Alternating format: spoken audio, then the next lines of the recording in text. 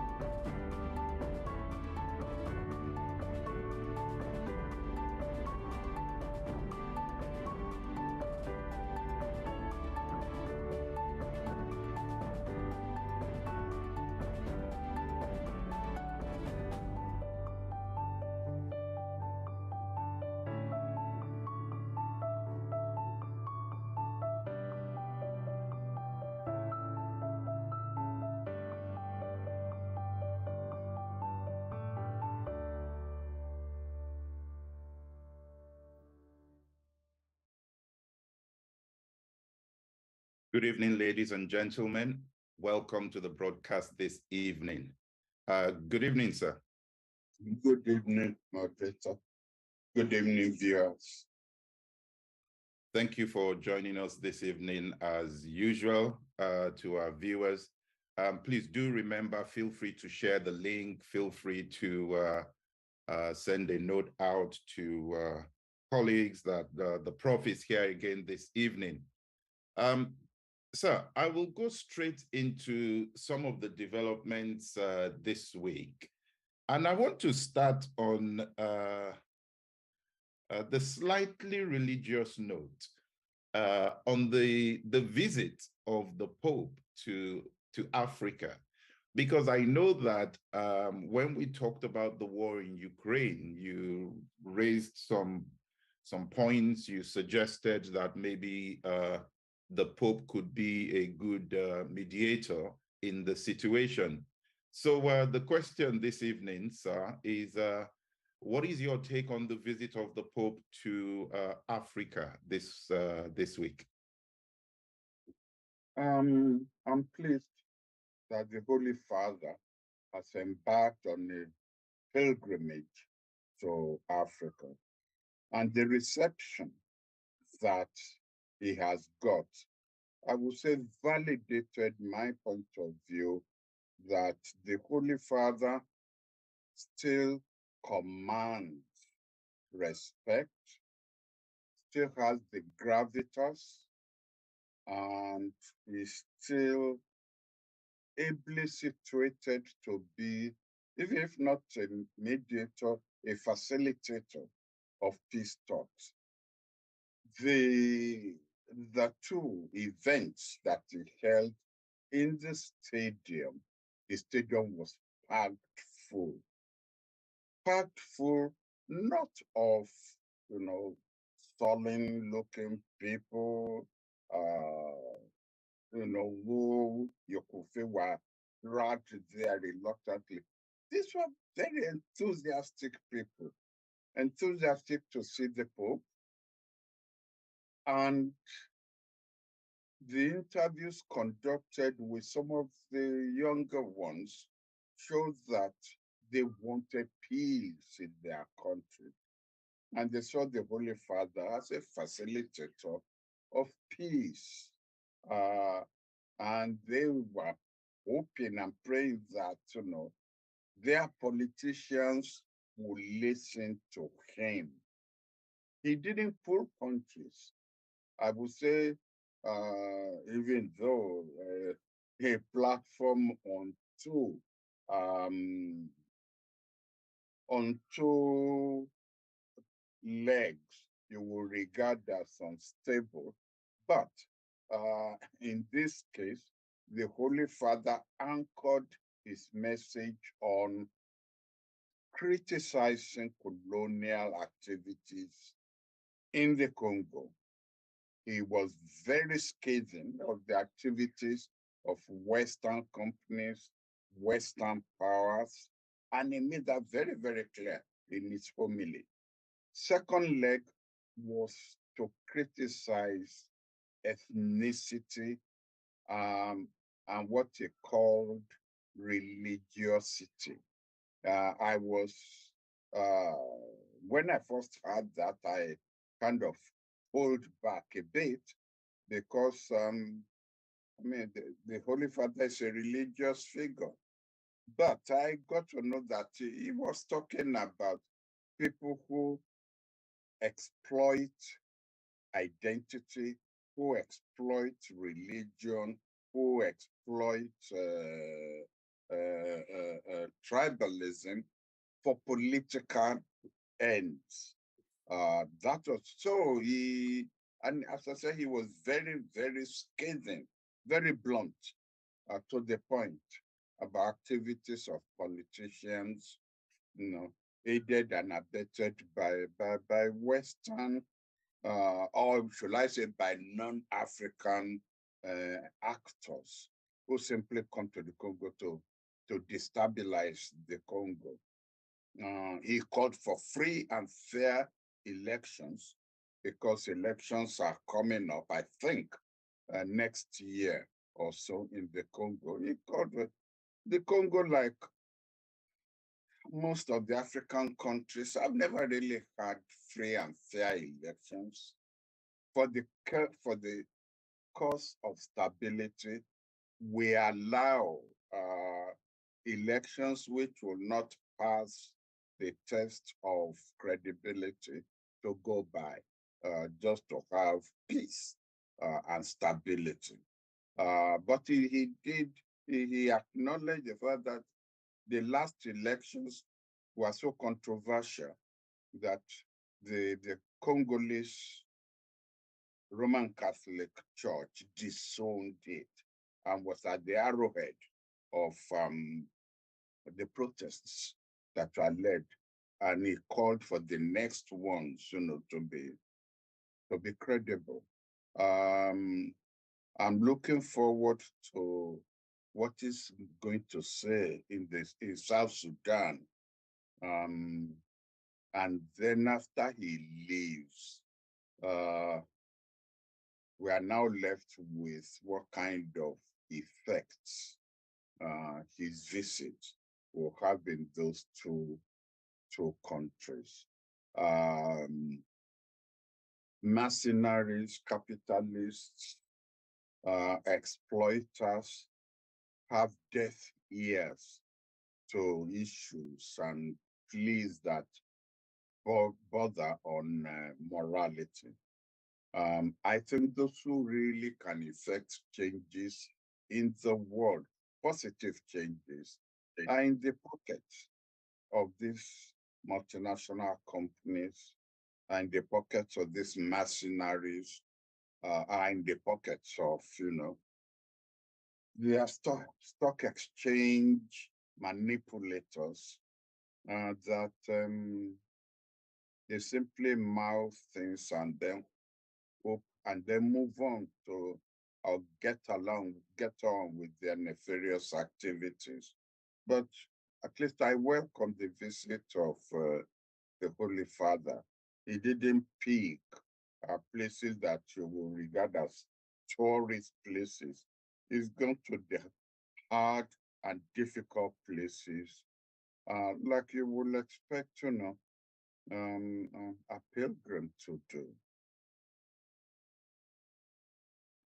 So just to pick on an important point that surfaced during the visit, and that is what some are calling the unprecedented joint a pilgrimage between the Archbishop of Canterbury, the Holy Father, and a moderator of the General Assembly of the Church of Scotland. What do you think about that show of unity there, sir? They were all in Congo? Yes, sir. All the three of them? Yes, sir. Oh, well, sorry, that went past. I missed that. Oh, well, that's as good as having the Holy Spirit there, isn't it? That's good choreography on a moral level.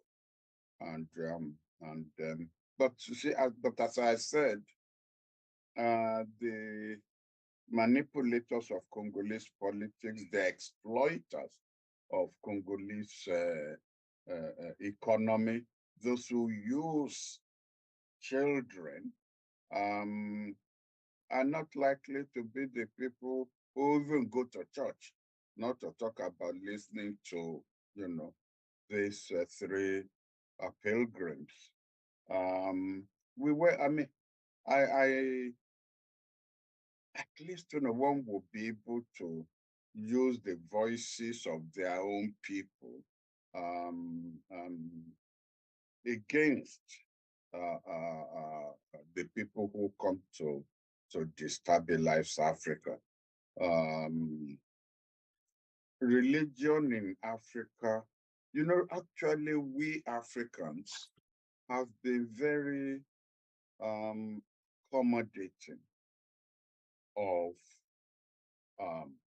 the two major religions in this part of the world. Their association with slavery, the benefits, the profits that they've made from slavery, which was our first encounter with whether Christianity or Islam, was the activities of the slave raiders, first the Arabs and then people from the West. believe me, the evil that they did in Africa was sufficient for us to have sent all of them, packing out of Africa when we became independent. But the African culture is very accommodating and very forgiving of sins committed against them. There's an interesting question. I think someone, I'll try to get the context of this because I don't think it's complete. But one question I have had raised regarding this visit is the fact that we have what some have referred to as the battle for Africa. The Russians are coming in. The Americans are coming in. Everyone wants a piece of Africa at this point in time. And now the Pope has come in, and it feels like it's part of the scramble for Africa. What would you say to that point of view? It's an issue which I suppose we have to keep at the back of our minds, especially against my last comment about the evil that these two religions, Islam and Christianity, have done to us Africans through the slave trade, through the economic, through the economic exploitation of Africa. However, again, maybe we should always put forward open declaration, maybe because I'm a Christian. My father was a Christian priest. My brothers are Christian pastors. Maybe I will give the pilgrims, and that means the Pope, that Bishop of Canterbury, the moderator of the other church, maybe I will give them the benefit of the doubt now and look at the content of their activities in Africa in order to determine in order to come to a conclusion as regards their motives. I definitely will not put the Pope or the Archbishop in the same category as, as the American Secretary of State or the American president, Russian president, Chinese president. I wouldn't put them in the same category. In centuries past, yes, one will put them because when you look at the papal bulls dividing the world between Spain and Portugal, and priests accompanying soldiers,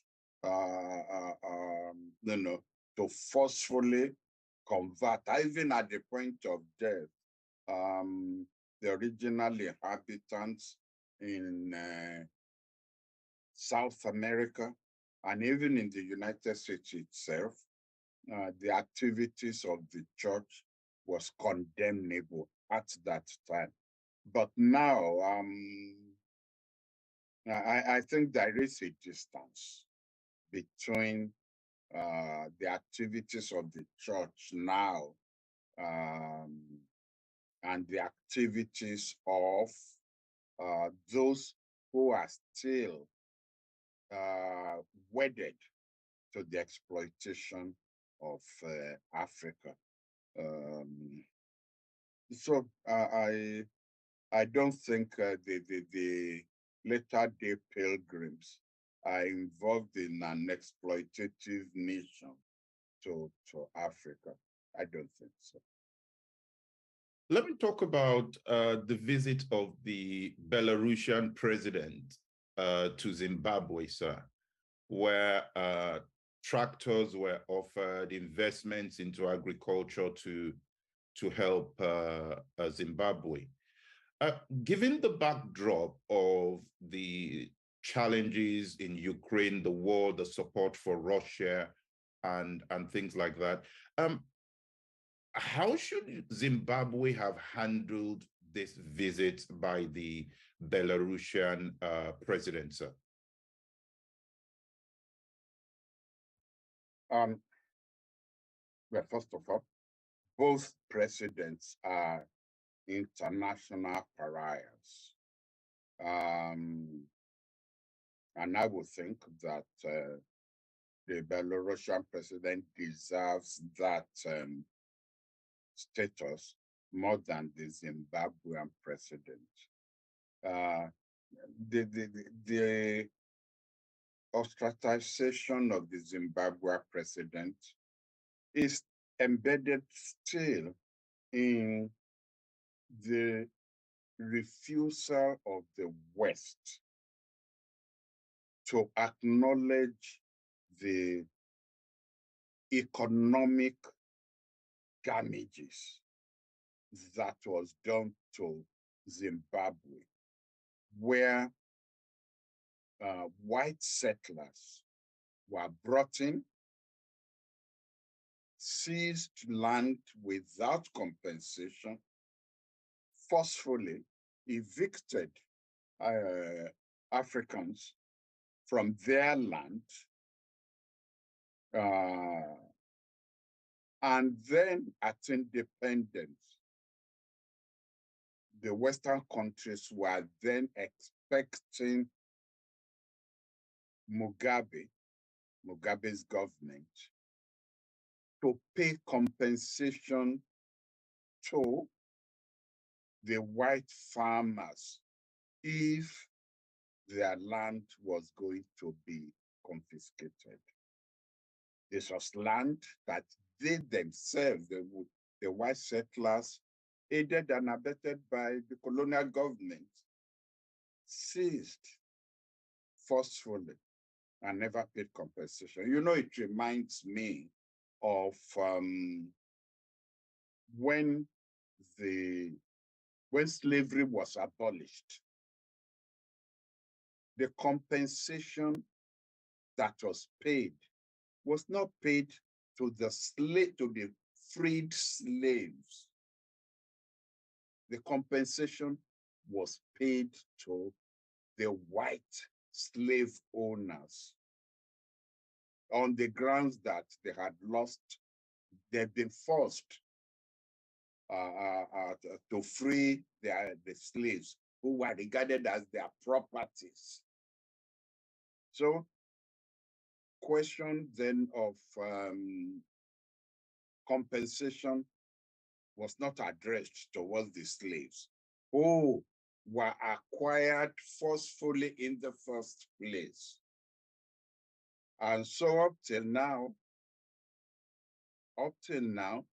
even the Church of England, which was a slave owner at that time, was compensated, huge sums of money paid. And it is still that kind of mentality that is still influencing Western countries to ostracize the Zimbabwe president, ostracize Zimbabwe.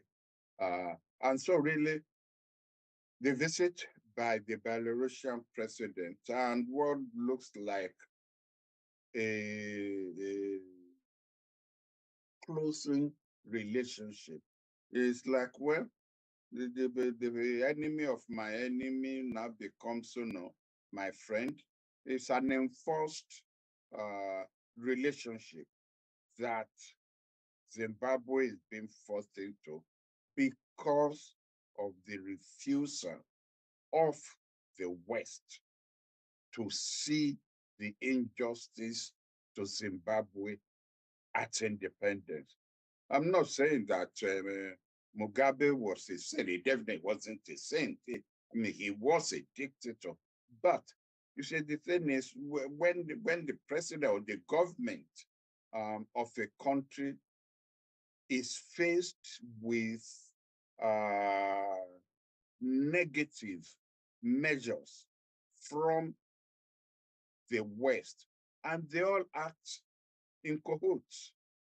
They box you in when they want to get rid of you, or when they want to make life difficult for you economically, every other way. They box you in, and then, in a way, you start to make mistakes. If you turn towards the east, they will say you are communists, and that again becomes another cardinal sin you are committing. And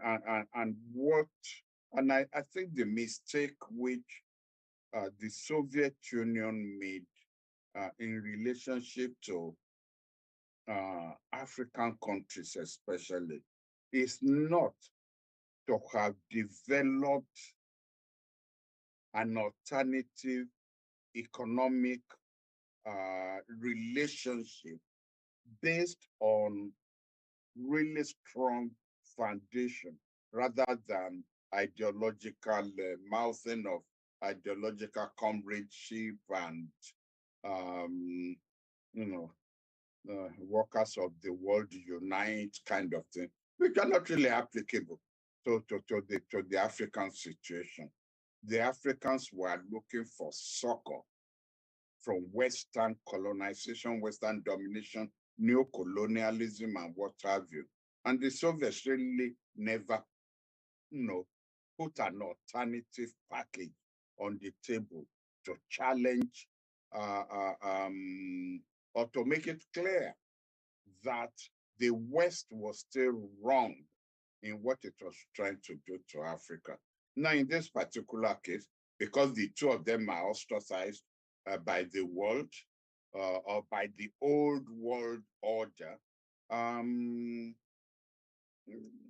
it's they are being forced into a relationship which really will not benefit either of them. While we talk about this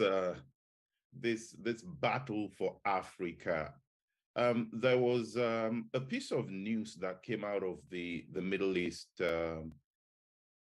this week that maybe some didn't expect. And this is the fact that Chad will be inaugurating an embassy in Israel. And they expect to continue to build bilateral relationships with Israel. What is your take on that particular development there, sir? That news caught me by surprise. Obviously, there must have been things happening behind the scene that fell below the radar for one to know, because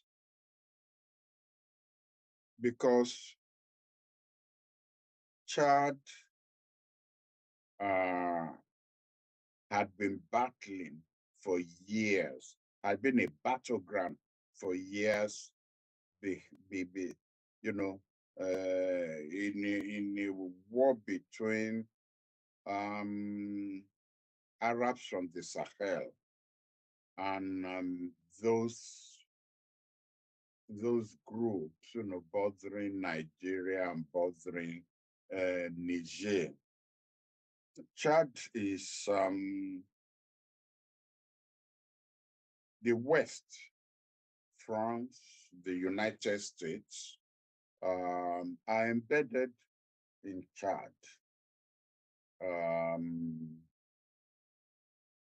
So I just wonder whether we are going to see a high-profile presence of military presence of Israel to join the pool of military presence of French, Americans, and what have you in Chad. But, you know, is this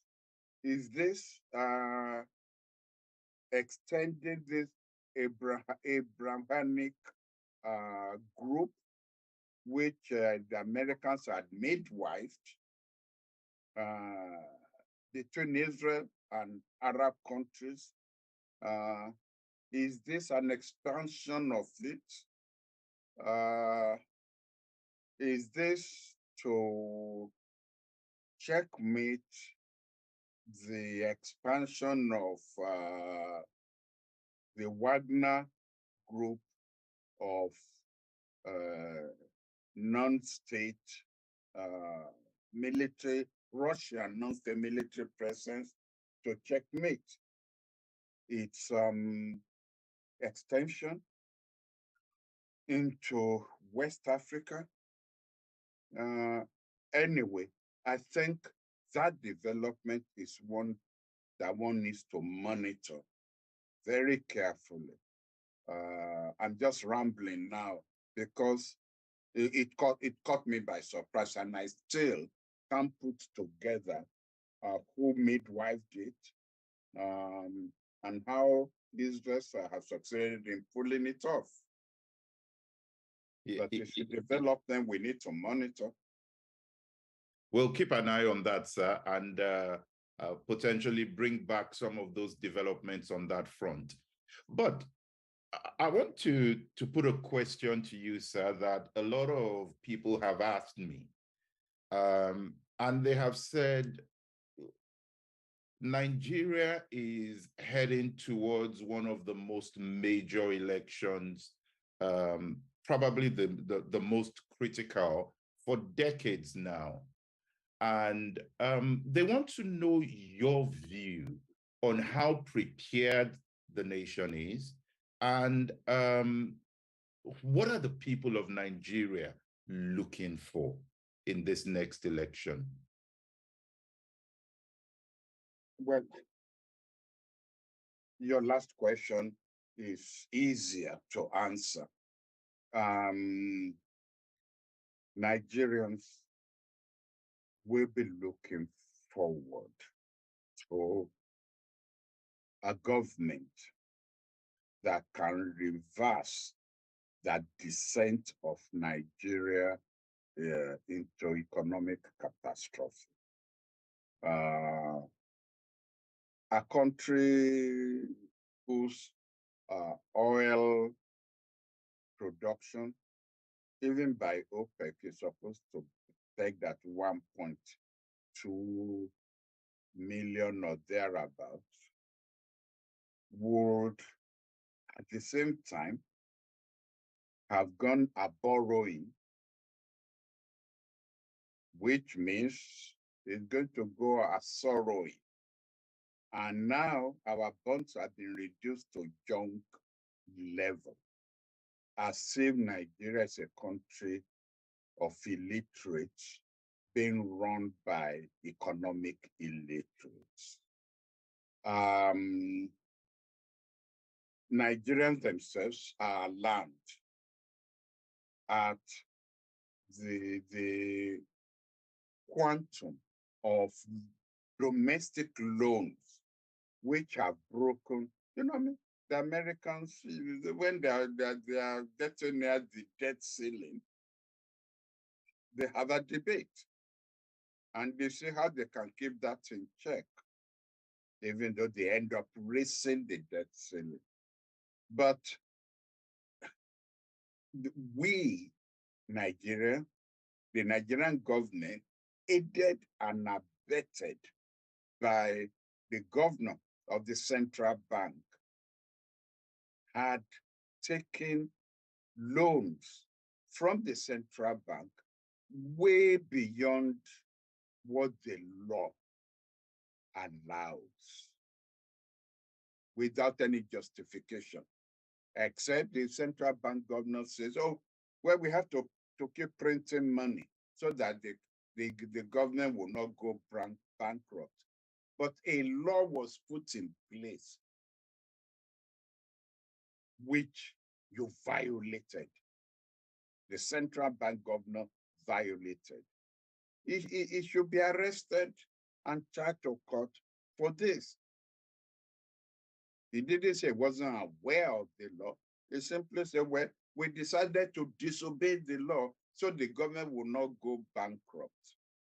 So Nigerians will now be looking for the evolution at the end of the electoral exercise of a government that is going to be sober, a government that is going to show a backbone to address the issues that need to be addressed so that Nigeria, with all its resources, will not be declared bankrupt as a country.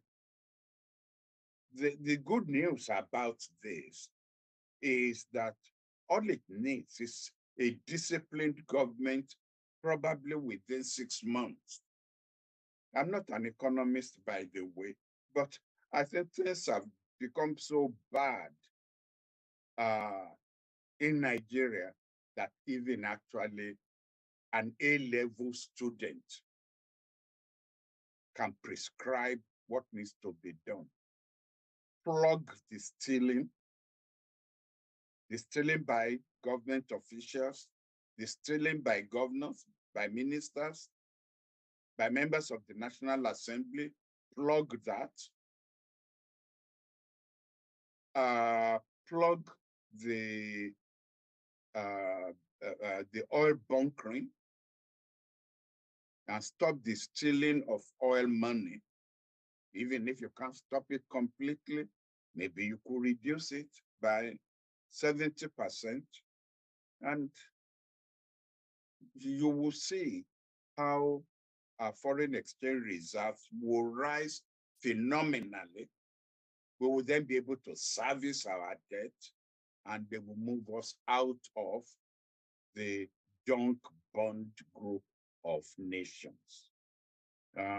It will be a totally different thing if we didn't have the resources. The resources are there. Gold, diamond, they've been illegally exported out of Nigeria for donkey years without the government making into their central fund the resources that they should be putting there.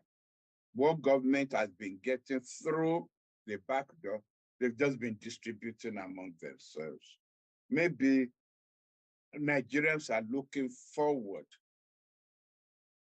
to a government not of Alibaba and the 40 thieves. Maybe not even of Alibaba, maybe to have to be somebody relatively clean, which we have never had. So, but the good news about the electoral process, the campaign process we are going through, is it's been relatively violence-free. No, to even say that is not to be fair to Nigeria and Nigerians. It has been violence-free. When you compare with what we went through in the 1960s, I mean, well, most of us who know what the country went through in the 60s are now in our 80s. You young people will really, so you really wouldn't know the kind of things that led to the coup in 1966. The violence that accompanied the elections, campaigns were disrupted, houses were burnt, another kind of thing. But this campaign has been free of all that kinds of things. Yes, there have been speeches of hate, but what kind of campaign did Trump run? The 2 times he's run for office. He run campaigns of hate, So it's not unique. Yes, people have been reckless with their tongues. Politicians in most parts of the world don't concentrate on issues because you are talking to basically a half illiterate, um, electorate who simply wanted to address them in generalities. I will drop the prices of food. I will provide educational facilities. I will build roads. They want you to talk. It is when they are talking to professionals that they could then be specific. And I think those contesting for office this time have actually done so. If you look at their presentation at the Nigerian Bar Association, Nigerian Economic Group, the Lagos Chamber of Commerce, when you look at their presentation there, they moved away from generalities and actually laid on the table specifics of what they will do. But when did they move out of the storm? In fairness, if you are going to address a potpourri, a mixture of market women, trade unionists, tanker drivers, and so on, you are not going to address them as if you are delivering a lecture at a seminar at a university in economic restructuring of Nigeria. They will be bored to death. They will even start to boo you as if grammar did too much. So I am not I'm not dissatisfied with the way and manner the campaign had gone. And I think we should take pride in the fact that, opposing parties have not been breaking up campaign groups of the opposition.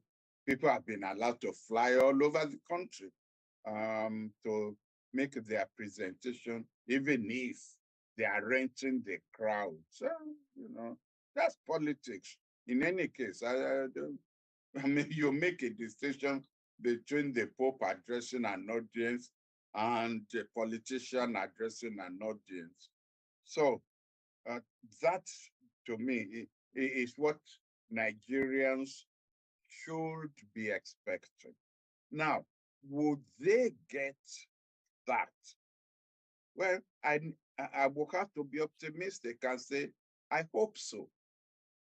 I mean, I'm not clairvoyant. I don't know what the result of the election will be. And I don't think anybody knows for that matter. So let's keep our fingers crossed and hope that at the end of the day, we will get a government that will, once they get into office, address the ills that assail Nigeria and Nigerians. Thank you for that, sir. Thank you for that, sir. Let me go to the Middle East and talk about the Palestinians very briefly, because some documents were released by the BBC where it became clear that just after President George W. Bush took office, there was an instruction to find a replacement for the then head of the Palestinian Authority, Yasser Arafat. We know, and I think last week or so we talked about this, that foreign governments are always interfering. But now we're seeing this case of something happening in the Middle East. What do you think about that news, sir? It doesn't surprise me. I'm not that I'm a firm believer, but I am one of those who believe that it is power dynamics that dictate the course of the world order, that it is power dynamics that dictates the outcome of issues in the international relations. And the superpowers intervene to protect their own interests. The superpowers are not interested in the morality of your case, in the justness of your cause. And I remember I once said, when the first time, I believe, when you raised this question of the Middle East, and I said, you know, poor Palestinians, so far from God, so near Israel. And Israel is lucky to have the United States as its main supporter. Therefore, when things are going wrong, when they are bound to go wrong, when you have an asymmetrical relationship between the contestants in a geographical environment, you end up blaming the poor guy who is only, who may have a just cause, but addressing his just cause will cost you an election back home. So you shift the blame onto him. And so I'm not really surprised. I think whenever WikiLeaks, the cables that cover that period, whenever those cables leak, you'll be amazed, you'll be surprised as to how the kinds of intervention by all the superpowers, not just the United States, all the superpowers, the kind of intervention that goes on. And when the cable says, find me an alternative to Yasser Arafat, well, what were you going to do with Yasser Arafat if not kill him? If you actually find an alternative to him. And I think it says something to the credibility of Colin Powell, who was Secretary of State for that at that time, who opposed this. The gangsters had already took over. They were called the neocons, neoconservative, people are taking over under Dick Cheney, are taking over the White House, are taking over the establishment, and it's that kind of attitude that even led to the invasion of Iraq after 9/11, something that Saddam Hussein knew nothing about. If anything at all, Saddam Hussein was on the side of the Americans in, going after the people who perpetrated 9/11. And yet, Bush ended up authorizing the invasion and destabilization of Iraq. Iraq hadn't gotten over it till today. And of course, the story you referred to, that came with the cable that came out this week, now told you that, Yasser Arafat was poisoned, which we all knew at that time. The polonium that was found in his body, which was, of the family of uranium, but more dangerous than uranium, radioactive material on his clothes, in his body. And till today, nobody was found culpable. If it are the Russians who did this, you can be sure the Americans, the French will have investigated and declared that, oh yes, they found evidence that the Russians did it. But if it is Israel that did it, or a Western intelligence agency that did it, well, or judicial elements in the West will be warned of, returning a guilty verdict. That's just the nature of power politics. So I'm not surprised at the kinds of things people get up to, even at that level. I'm not surprised. While we're talking about the Middle East, there was an event that happened not long ago that I'm not sure I had gotten your views on, and that was the national power outage that uh, Pakistan suffered a while ago. And people are asking, these are some of the maybe slightly more advanced than some other African economies, and they are beginning to suffer power loss at a level that no one would have thought would be coming anywhere near economies like that. What is your view to that and the impact of such an event on national security? I'm glad you raised that because I have a particular interest in addressing that issue.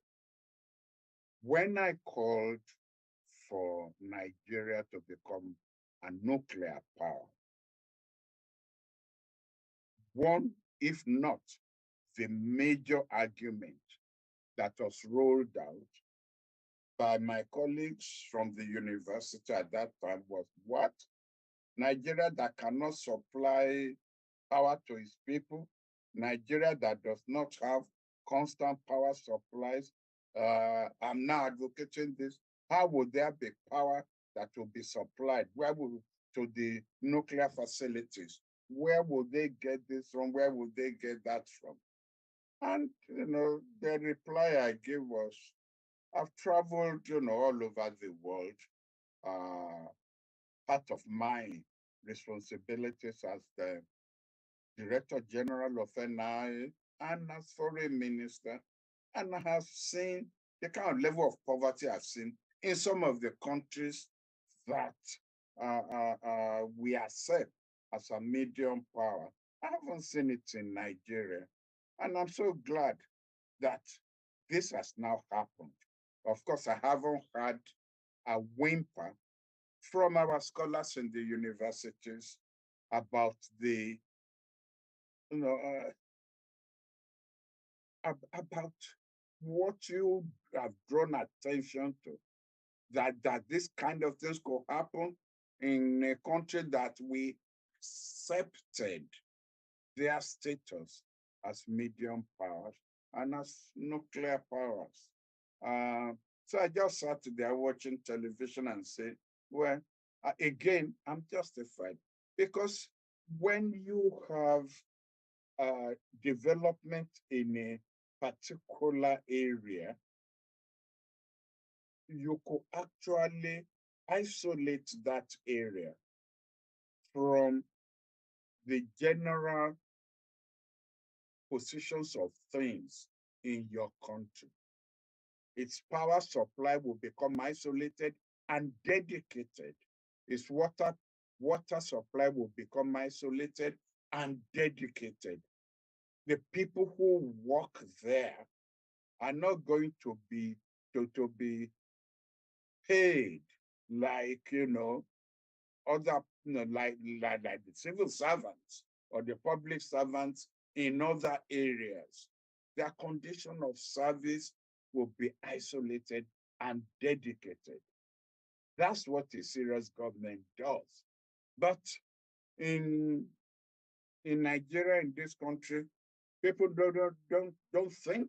People who should think of that will not think of that. And instead, will not be saying in Nigeria where the conditions of service is this, or where people haven't been paid for 6 months, where this, where that, and so on. And now he wants it to be considered a medium power country. Akinyemi never thinks. Whereas they are the ones exhibiting ignorance and illiteracy at the level at which you don't expect of university lecturers and university professors. But that is, that's what you get. If you actually study the outlay of Pakistan, there are vast areas of Pakistan that are totally outside the control of the central government. They are run by militias. And yet,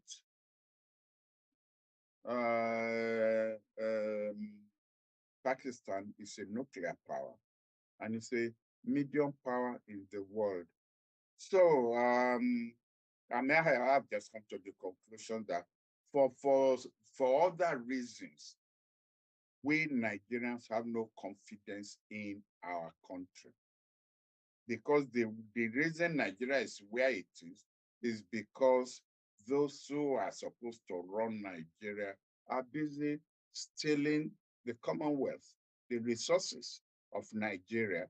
They have, and see, the Western countries know, because all that money that flows out of Nigeria is in their banks.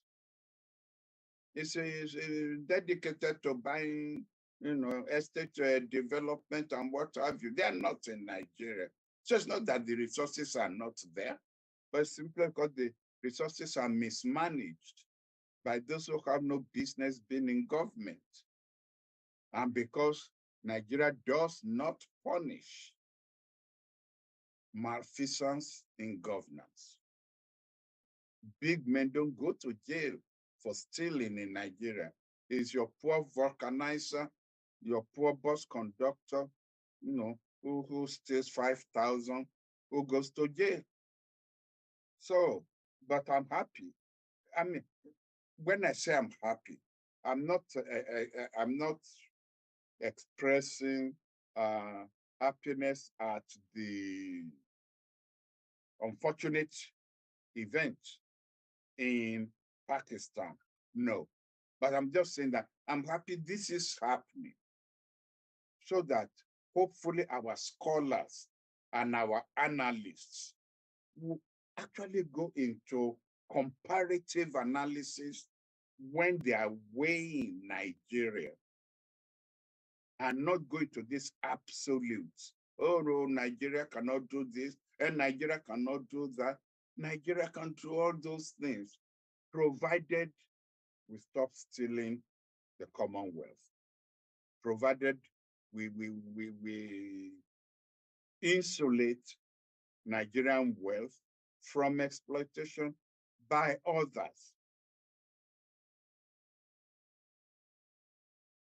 Thank you very much for that, sir. But one quick question, we've got only 2 minutes left, but one quick question is this. We know that foreign economies have more advanced capabilities. I think when we look at it from the perspective of Africa anyway, we talk about the health service in the United Kingdom, but for people who live in the United Kingdom, they still complain about how ineffective those services are. My question, given your point there, is, are we overrating some of these foreign economies? when we look at them from a Nigerian and an African point of view?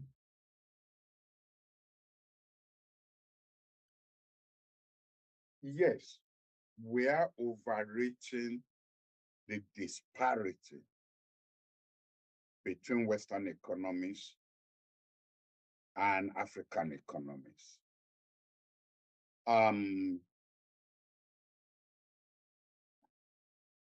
Number one,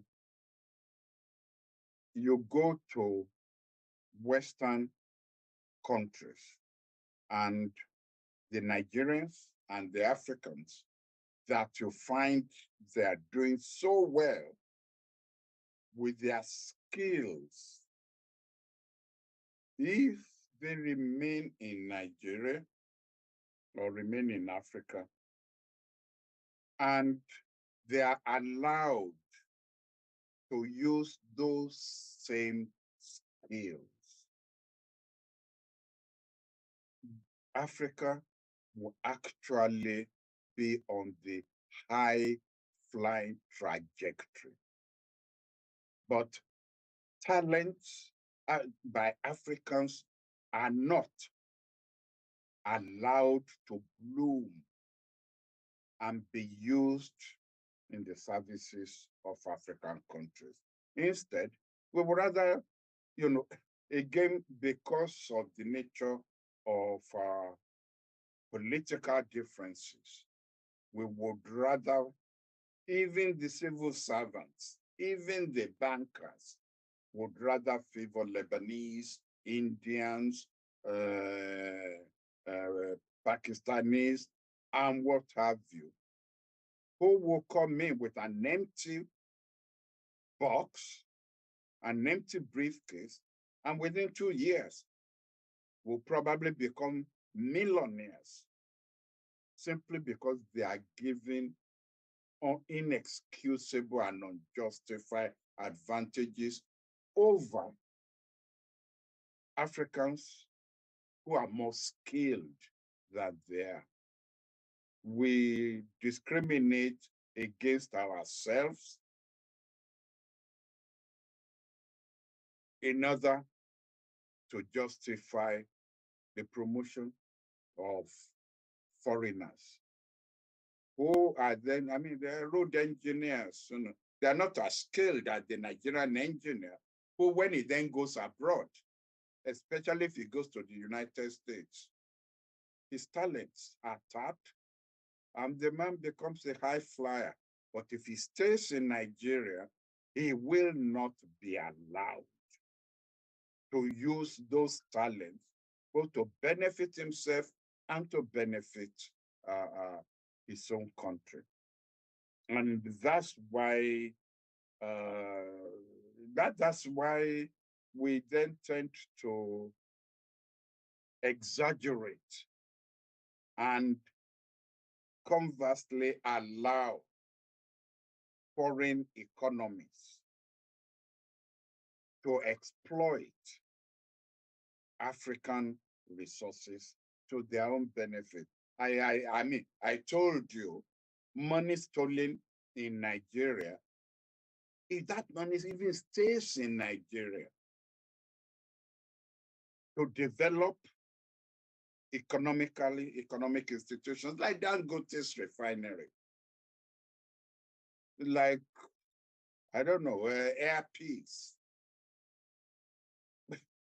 we would not be at this level. But that money is stolen. See, but the last time I gave a lecture, and that's about 10 years ago, I really ought to update my brain. $600 billion was what illegal transfer of funds ascribed to illegal outflow of funds from Nigeria. $600 billion. Now, of that $600 billion, not all of that was stolen by Nigeria. It was stolen by foreigners and Nigerians. And I bet out of that 600 billion, Nigerians probably share of it is 150 billion. The rest was stolen by foreigners, but all of this were taken abroad, which then allows foreigners to borrow money at low interest because their banks are awash with these funds to develop estate, develop this, develop that, while back home, we would then be suffering from a deficit of infrastructural development. Thank you very much for that, sir. We've run out of time tonight, but thank you to our viewers on Zoom and YouTube here, and for the comments that have been put there. We'll be back next week, and more to talk about definitely next week. Thank you, sir, for your time this evening, and good night to everyone. Good night, sir. Good night, sir. Good night. Thank you.